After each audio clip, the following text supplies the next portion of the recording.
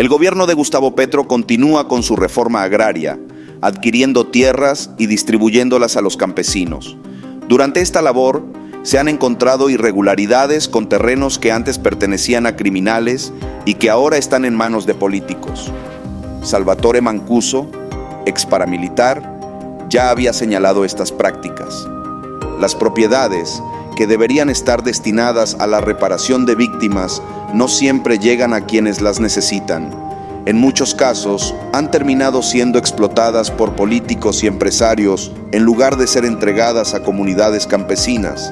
Un caso reciente involucra a 5.000 hectáreas que fueron confiscadas a alias Macaco. Estas tierras, tras ser recuperadas por el Estado, están siendo explotadas por un concejal del partido de la U en Córdoba, sin contrato de arrendamiento ni acuerdo legal. El presidente Petro ha solicitado a la Fiscalía General de la Nación investigar este caso. Se cuestiona cómo un político llegó a manejar estos terrenos que debían ser utilizados para beneficiar a las víctimas del conflicto y a los campesinos. David Jorge Márquez, concejal de Buenavista, Córdoba, es el funcionario señalado por presuntamente gestionar las 5.000 hectáreas. Estas tierras serán ahora adjudicadas a campesinos como parte de la reforma agraria liderada por la Agencia Nacional de Tierras. El director de la Agencia Nacional de Tierras, Felipe Harman, ha instado a las autoridades a investigar a Márquez y su relación con las hectáreas en cuestión. La agencia busca recuperar estas tierras y entregarlas a campesinos en cumplimiento con la reforma. Este caso evidencia un problema histórico en Colombia. Tierras confiscadas a criminales han sido acaparadas por políticos y personas influyentes. El gobierno de Petro intenta corregir estas prácticas, pero enfrenta oposición y resistencia en muchas regiones. Petro subrayó que muchos políticos se beneficiaron de estos bienes, transformando tierras rurales en urbanas mediante modificaciones en los planes de ordenamiento territorial. Esto les permitió vender las propiedades a precios exorbitantes. El presidente advirtió que su gobierno no tolerará estas irregularidades y exigió una investigación exhaustiva para determinar cómo y por qué Márquez obtuvo esas tierras. Este hecho ha generado nerviosismo en muchos sectores políticos y empresariales. Petro denunció que estos problemas no se abordaron en gobiernos anteriores, que no se preocuparon por investigar el uso de tierras confiscadas. Ahora, el gobierno está decidido a llevar dignidad y justicia a las zonas rurales de Colombia. La reforma agraria de Petro busca restituir tierras a los campesinos, garantizando que estos bienes no sean explotados por políticos o empresarios. La intervención de la Agencia Nacional de Tierras es un paso crucial para cumplir este objetivo.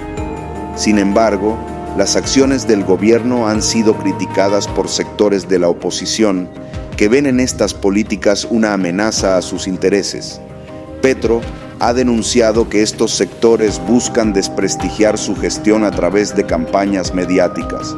Además del caso de las tierras en Córdoba, Petro ha señalado que este es solo uno de muchos casos similares en el país. Existen numerosos ejemplos donde tierras confiscadas no llegan a manos de las víctimas o los campesinos. En respuesta a estas denuncias, varios políticos han manifestado su oposición a la reforma agraria de Petro. Argumentan que estas políticas son un ataque a la propiedad privada y al desarrollo económico del país. A pesar de las críticas, el gobierno continúa su labor, afirmando que estas tierras deben ser utilizadas para el beneficio de quienes más las necesitan. Petro ha enfatizado que el verdadero desarrollo rural solo es posible si se garantiza el acceso a la tierra.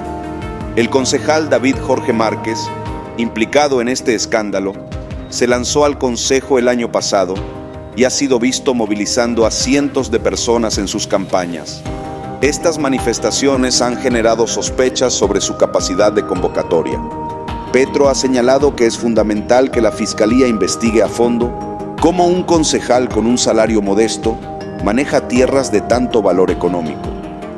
Además, cuestionó la legitimidad de las manifestaciones masivas que respalda. La corrupción y el manejo irregular de tierras han sido problemas persistentes en Colombia. los planes de ordenamiento territorial se han utilizado como herramientas para legitimar la apropiación indebida de tierras. La reforma agraria de Petro, aunque ambiciosa, enfrenta desafíos estructurales y políticos. El objetivo de redistribuir tierras de manera equitativa choca con intereses arraigados de grupos políticos y económicos que han aprovechado estos recursos. Además, el presidente ha sido objeto de ataques por parte de sectores empresariales, especialmente de la Federación Nacional de Comerciantes, FENALCO, que ha expresado preocupación por las políticas del gobierno en materia de seguridad y economía. FENALCO ha señalado que un 60% de los empresarios estaría considerando dejar el país por la inseguridad y la extorsión. Petro ha cuestionado la veracidad de estas afirmaciones, sugiriendo que son intentos de generar pánico económico.